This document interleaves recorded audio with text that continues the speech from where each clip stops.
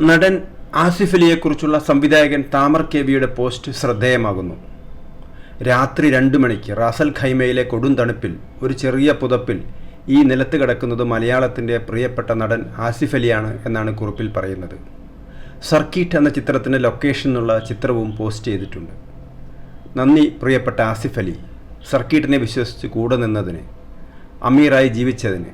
അമീറിനെ ആളുകൾ ഏറ്റെടുക്കുമെന്ന പ്രതീക്ഷയിൽ ഞങ്ങളുടെ സർക്കീട്ട് നാളെ ആരംഭിക്കുന്നു എന്ന് പറഞ്ഞാണ് സംവിധായകൻ പോസ്റ്റ് അവസാനിപ്പിക്കുന്നത്. ആസിഫ് അലി നായകനായ സർക്കീട്ട് മെയ് 8 റിലീസ് ചെയ്യുകയാണ്. സംവിധാനം താമർ. 1001 നുണകൾ എന്ന ചിത്രത്തിൻ്റെ സംവിധായകനാണ് താമർ.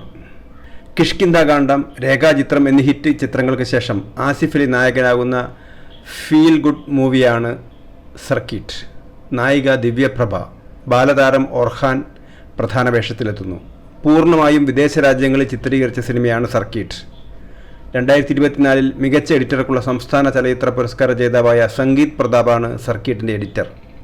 സംഗീതം വസന്ത് ഗോവിന്ദ.